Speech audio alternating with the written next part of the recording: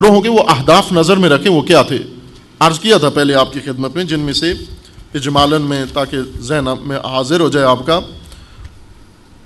ایک تو یہ کہ پاکستانی قوم جس وقت دنیا میں جو بیداری کا بڑھتا ہوا رجحان ہے اس کو ختم کیا جائے، پاکستان میں اس کو ڈائیورٹ کیا جائے کسی دوسری طرف. جس طرح خود عرب دنیا کے اندر یہ کوشش ہو رہی ہے کہ اسلامی بیداری کا رخ جمہوری بیداری کی طرف موڑا جائے، یعنی اسلامی تحریکوں کے اندر سے جمہوری تحریکیں بنا کر اور جمہوریت کو طرف لے جائیں. کہ جتنے عرب ممالک جن میں یہ شورشیں ہوئی ہیں وہاں یہ کشمکش بھی جاری ہے، یعنی ایک کشمکش عوام کی حکومتوں اور طاغوتوں کے ساتھ ہے اور ایک عوام کے اندر دو گروہوں کی آپس میں ہے کہ ایک گروہ اسلام کی طرف رغبت رکھتا ہے اور دوسرا جمہوریت کی طرف. ایک جو ہے وہ مغرب کی طرف سے اور امریکہ کی طرف سے ہدایت یافتہ ہے اور دوسرا انقلاب اسلامی کی طرف سے. یہ ایک بڑا ہدف ہے ان کا کہ پاکستان کو اس بیداری کے اس قافلے میں شامل ہونے سے روکا جائے، ملت پاکستان اس کا حصہ نہ بنے، وہ ہوا ادھر نہ چلے، ادھر لوکل مسائل اتنے زیادہ ہوں کہ ان کو شعور ہی نہ ہو کہ کیا ہو رہا ہے دنیا کے اندر، کہ اکثر پاکستانیوں کو پتہ بھی نہیں ہوتا. مثلا ابھی یہ جمعیت جتنی زیادہ جو بیٹھی ہوئی ہے، اگر تازہ ترین بحرین کی صورتحال کسی سے پوچھیں نہیں معلوم ہوگا اکثر کو. اس کی وجہ کیا ہے؟ کہتے ہیں کہ بجلی نہیں تھی تاکہ ہم خبریں سنتے، بجلی نہیں تھی کہ ہم نیٹ پر بیٹھتے، بجلی نہیں تھی کہ ہم یہ کرتے، یا مثلا اور کام تھے ہمارے، مصروفیت تھی، ہم خبریں تک نہیں پڑھ سکے. اور اگر برفرض خبریں پڑھیں بھی تو خبریں نہیں ہوتی بلکہ وہ CNN اور BBC کا فضلہ ہے جو ہمارا میڈیا ہمیں گھروں میں پیش کرتا ہے. یہ تو خبریں نہیں ہوتی ہیں، یہ فضلہ ہے، یہ سارا جو ادھر آ کر وہ پھینک دیتے ہیں، یعنی اس میں خبر نام کی کوئی چیز نہیں ہوتی. ایسے سنسنی خیز واقعات اور سنسنی خیز حالات جو ہیں وہ ملک کو سنسنی میں رکھنا چاہتے ہیں. لہذا آگاہی نہیں ہے ہمیں کہ اصل صورتحال اس وقت تازہ ترین لیبیا میں کیا ہو رہا ہے، مصر میں کیا ہو رہا ہے، ٹیونس میں اس وقت موجودہ صورتحال کیا ہے اور باقی ممالک کے اندر کیا صورتحال ہے. یہ اس کی ہمیں کوئی خبر نہیں ہے، نہ کوئی منبع ہے جو ہمیں آگاہ کرے، اور اگر کوئی منبع ہے بھی ہے تو ہم اس کی طرف رجوع بھی نہیں کرتے. دوسرا ہدف ان کا شیعہ طاقت کو سرکوب کرنا تھا، یعنی سرکوب شدہ تشیع کو سرکوب رکھنا. سرکوب تو کر چکے تھے اپنی گمان میں پہلے، اب اس کو سر اٹھانے کے سے روکنا، کہ جب سر اٹھاتا ہے تو فوراً سر میں مارتے ہیں تاکہ جس کو کہا تھا تو سری ہے. شیعہ کو فرقہ واریت اور اس فرقہ وارانہ جنگ میں ملوث رکھنا، عرب حکومتوں، اداروں اور گروہوں سے امداد حاصل کرنا، ملک کے اندر موجود دہشت گردوں کے حوصلے بلند کرنا، مسلح افراد کو ٹرین رکھنا اور پاکستان کو ہمیشہ کے لیے آشوب زدہ رکھنا، ایران کو الجھانا اس فرقہ واریت کی جنگ میں، اور ملک کے اندر بڑے بڑے بحران، بڑے بڑے جرائم جو خود انجام دے رہے ہیں ان پر پردہ ڈالنا. بہت بڑے بڑے جرائم عالی ترین سطح تک انجام پا رہے ہیں، وزراء، منسٹر، ان سے بھی بڑے لوگ جو کچھ جرائم کر رہے ہیں، اس طرح تباہ جرائم کر رہے ہیں کہ کچھ تو پتہ بھی ہے پاکستانیوں کو اور کچھ اگر پتہ بھی چل جائیں تو شاید حیرت میں اضافہ نہیں ہوگا، لیکن دوسری دنیا کے لیے بڑی تعجب کی بات ہوگی کہ پاکستان میں سیاست میں آئے ہوئے سربراہان اس قسم کے بڑے جرائم انجام دے رہے ہیں روزمرہ. مغربی ممالک کو تاثر دینا کہ دہشت گردی کمی نہیں ہو رہی پاکستان میں، ابھی بھی ہے اور ان کی تعاون و امداد کی ضرورت ہے. اور اسی طرح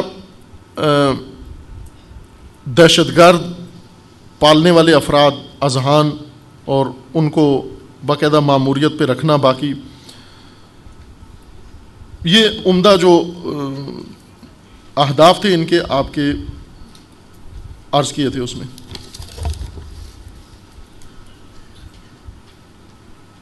بعض عرب ممالک کو زیادہ سے زیادہ اس میں ان کی حمایت حاصل کرنے کے لیے. اب توجہ فرمائیں کہ ایک واقعہ ہو جاتا ہے، یہ واقعات کا ایک تسلسل ہے جو پے در پے انجام پا رہے ہیں. ایک ہمارا عکس العمل ہوتا ہے تبھی کہ اگر شہداء کی تعداد بہت زیادہ ہو جائے تو ہمیں تھوڑا سا افسوس ہو جاتا ہے، یعنی افسوس اب ہمارا منسلک ہو گیا ہے شہداء کی تعداد کے ساتھ اور واقعے کی نوعیت کے ساتھ. اگر بہت زیادہ معمول سے زیادہ ہو، 10 تک شہید ہوں تو اس کو شاید اب ہمارا جو مزاج بن چکا ہے اس کو قابل افسوس بھی نہیں سمجھتے، اس کو معمول سمجھتے ہیں کہ یہ تو اتنے تو ہو جاتے ہیں روز. اگر اس سے بڑھ جائیں تو پھر ذرا تشویش بڑھتی ہے، اگر اس سے بھی بڑھ جائیں تو پھر افسوس بھی ہمیں ہونا شروع ہو جاتا ہے۔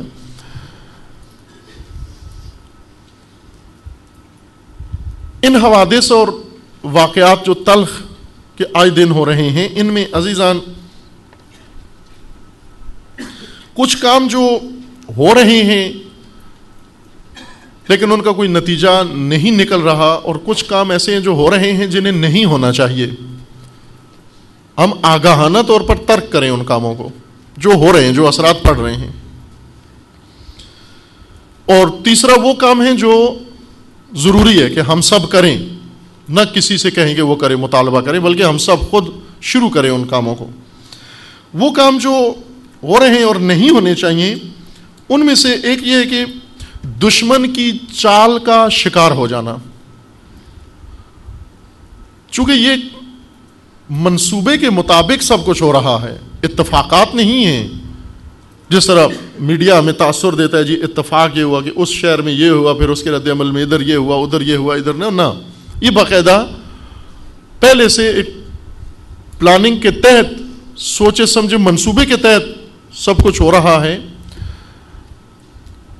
جب منصوبہ ہوتا ہے ان چیزوں کے پیچھے، خواہ نہ خواہ اس منصوبے کے کچھ اہداف، مقاصد ہیں، ان مقاصد میں سے ایک مقصد یہ ہے کہ ایک پوری ملت کو، ایک پوری قوم کو، ایک پورے مکتب کو اس کے اپنے مقام سے ہٹا کر، اٹھا کر، اور اسے ناموزوں و نامناسب جگہ پر آ کر لا کے کھڑا کر دیں، کسی ایسے کٹہرے میں لا کر کھڑا کر دیں جو اس کے شایع نشان نہیں ہے۔ ہم پرانے بزرگوں سے یہ بات سنتے آئے ہیں کہ کہتے تھے جی آج تک ہمارا تھانے جانا نہیں ہوا۔ تھانے جانا ایک بہت ہی ننگ کی بات سمجھتے تھے پرانے بزرگ۔ آج کل فخر ہے کہ ہم تھانے سے ہو کر آئے ہیں، لیکن پہلے لوگ اس کو ننگ سمجھتے تھے، آر سمجھتے تھے۔ وہ کہتے تھے کہ ہمارے خاندان میں آج تک ایسے نہیں ہوا کہ کسی کو تھانے جانا پڑا ہو۔ اس قدر لوگ بیزار تھے اور متنفر تھے اس تھانے جانے سے، کیونکہ تھانہ عزت کی جگہ نہیں تھی، اور ایک شریف خاندان کا شریف فرد تھانے کو اپنے شایع نشان نہیں سمجھتا تھا، اور بعض اوقات ان کے رقیب کامیاب ہو جاتے تھے کہ انہیں صرف تھانے پہنچا ہی دیں۔ یہ تھانے پہنچا دینے کا مطلب یعنی ان کی عزت ساری خراب کر دی، ان کی ناک خاک میں رگڑ دی گئی۔ تھانہ ایک ایسا کٹہرا تھا جہاں باعزت انسان نہیں جانا چاہتا تھا، اور بعض اوقات تو جو زیادہ پلید قسم کے اور زیادہ کینہ توز دشمن ہوتے تھے وہ خواتین کو بھی ملوث کر دیتے تھے، اور خواتین تک کو تھانے میں پہنچا دیا جاتا تھا پیشی کے اوپر یا کسی بھی وجہ سے، اور یہی اس خاندان کے لیے ننگ بن جاتا تھا کہ ان کی خواتین بھی تھانے گئی ہیں۔ اور لوگ اس تھانے سے بچنے کے لیے بعض اوقات خودکشیاں کر لیتے تھے، تھانوں سے بچنے کے لیے بعض اوقات ہجرت کر جاتے تھے، تھانوں سے بچنے کے لیے بسا اوقات بہت کچھ مال و دولت و ثروت تک قربان کر دیتے تھے تاکہ ہماری عزت میں حرف نہ آئے، ہم اور خواتین ہماری تھانے تک نہ نوبت پہنچے۔ یہ ایک زمانے میں حالات تھے۔ عزیزان، شریف خاندان و شرافت مند انسان، اسے پتہ ہوتا ہے کہ میرے اور میرے خاندان کے شایع نشان کون سا کٹہرا ہے، آیا میں وہاں جاؤں یا نہ جاؤں۔ لیکن کینہ توز دشمن ایسی واردات کرتا ہے کہ جس میں آپ کو گولی نہیں مارتا، صرف تھانے پہنچا دیتا ہے، اور تھانے پہنچانا یعنی آپ کی اجتماعی و آپ کی حیثیتی اور اخلاقی موت، یہ جسم کی موت سے زیادہ شدید تر موت ہے۔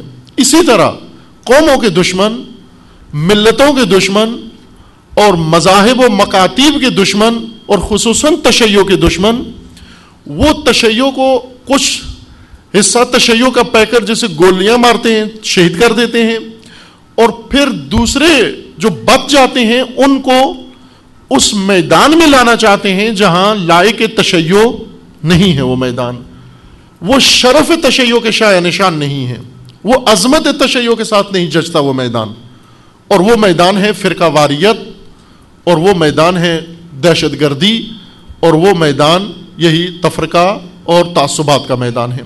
کہ یہاں پر آپ کو لا کر کھڑا کرنا چاہتے ہیں کہ گزشتہ گفتگو میں بھی اشارہ کیا تھا کہ مقابلے میں دہشت گرد گروہ ہے، اور ادھر سے پوری ملت اور گروہ کو آپس میں لانا چاہتے ہیں۔ یہ نہیں کرتے کہ شیعہ مذہب کو کسی مذہب کے مقابلے میں لائیں، یا شیعہ قوم کو کسی قوم کے مقابلے میں لائیں، بلکہ شیعہ پوری قوم کو و شیعہ مکتب کو ایک دہشت گرد گروہ کے مقابلے میں لا کر کھڑا کر دیں گے. اس طرف گروہ ہے اور ادھر مثلا ایک طرف شیعہ ایک طرف لشکر جنگوی. وہ یہ بالکل شایع نشان نہیں ہے تشیع کے، ہرگز شایع نشان تشیع نہیں. اس کٹہرے میں آ کر کھڑا ہونا، اپنے آپ کو ان لوگوں کی سطح پر لانا، یہ شرف تشیع و عظمت تشیع کے مطابق نہیں ہے. اس وجہ سے ہمیں دشمن کی چال کو سمجھنا ہے. ایسا نہ ہو کہ کچھ کو شہید کر دے اور باقی ماندوں کو دہشت گردوں کے صف میں لا کر کھڑا کر دے. یہ چال ہے دشمن کی. اس چال میں نہیں پھنسنا، اس کا شکار نہیں ہونا. دوسرا اہم نقطہ یہ ہے کہ جیسا قرآن مجید کا فرمانا ہے کہ خوفزدہ نہیں ہونا، بزدلی نہیں دکھانا، ہراساں نہیں ہونا، اپنے اوپر بوکھلاہٹ طاری نہیں کرنا، حزین مت بنو. اللہ تعالیٰ کا قرآن مجید میں فرمانا ہے کہ مجھے پتہ ہے کہ آپ کو صدمہ پہنچا ہے، نقصان پہنچا ہے، شہادتیں ہوئی ہیں، زخمی ہوئے ہیں، لیکن انہی زخمیوں کو اور ان کے وارثوں کو کہا جا رہا ہے کہ مبادا، خبردار کہ آپ خوفزدہ ہو جاؤ اور آپ حزین ہو جاؤ، آپ گھبرا جاؤ، آپ کے اوپر بوکھلاہٹ طاری ہو جائے. کہ بوکھلاہٹ بھی اگر طاری ہو گئی تو بھی دشمن کامیاب ہے. وہ چاہتا یہی ہے کہ جو بچ جاتے ہیں ان پر خوف و ہراس طاری ہو جائے اور وہ بزدلانہ سوچیں، بزدلانہ فیصلے کریں، بزدلانہ حرکتیں شروع کر دیں.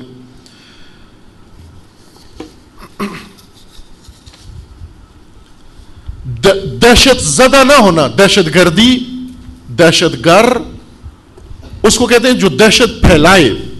دہشت گردی جرم ہے، دہشت زدگی بھی گناہ ہے. یعنی اگر کوئی آ کر دہشت گرد دہشت پھیلاتا ہے اور میں دہشت زدہ ہو جاتا ہوں تو ایک جرم اس نے کیا، ایک جرم میں نے کیا ہے.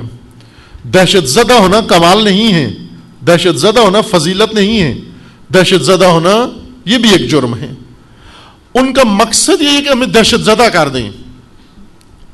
خود تو دہشت گرد ہیں، ہمیں دہشت گردی کی لائن میں لانا چاہتے ہیں. اگر دہشت گردی کی لائن میں لا کر نہ کھڑا کر سکیں تو کم از کم دہشت زدہ ضرور کرنا چاہتے ہیں. کہ یہ شیعہ قوم کے لیے اہم سوال ہے کہ نہ دہشت گرد ہے یہ قوم ورنہ دہشت زدہ، اور اس کو اپنے رویوں سے ثابت کرنا ہوگا کہ دہشت زدہ نہیں ہے. آپ توجہ کریں، شہداء کربلا جتنی دہشت گردی کربلا میں ہوئی اتنی کہیں بھی نہیں ہوئی. اور دہشت گردی کے بعد اسیر کر کے مزید دہشت زدہ کرنے کی کوشش کی گئی، اور ان خواتین کو رسیوں میں باندھ کے جب درباروں اور بازاروں میں لے جایا گیا اور پھر کوشش یہ کی گئی کہ ان کی دہشت زدگی کو نمایاں کیا جائے، لیکن کسی مقام پر بھی آپ دیکھیں کہ دہشت زدگی کا کوئی مظاہرہ انہوں نے نہیں کیا. دہشت زدہ نہیں ہوئی خواتین، دہشت زدہ نہیں ہوئے اسرا، اسیر ہو گئے لیکن دہشت زدہ نہیں ہوئے. ان کے اقدامات، ان کے رویے، ان کے حوصلے، ان کی باتیں، ان کے جوابات، ان کے خطبے، یہ سب اس بات کی علامت تھے کہ انہوں نے آنکھوں سے سب کچھ دیکھا. لاشیں آنکھوں سے دیکھی، خیمے جلتے ہوئے آنکھوں سے دیکھے، لاشوں کی پائمالی اپنی آنکھوں سے دیکھی، گردنیں کٹتی ہوئی اپنی آنکھوں سے دیکھی، وہ ظلم، وہ ستم، وہ سب اپنی آنکھوں سے دیکھا، لیکن دہشت زدہ نہیں ہوئے. دہشت زدہ نہیں ہونا، کیونکہ دہشت زدہ اگر ہو جائیں یہ بھی کامیابی ہے دشمن کی کہ قوم کو دہشت زدہ کر دیا. دہشت زدگی چھا جاتی ہے انسان کی سوچوں پر، انسان کے رویوں پر، انسان کے فیصلوں پر، انسان کے اقدامات پر. دہشت زدگی کا ایک اثر یہ ہے کہ انسان بہت سارے میدانوں کو چھوڑ جاتا ہے. ایک اور کام جو نہیں کرنا وہ یہ کہ میدان کوئی خالی نہیں چھوڑنا.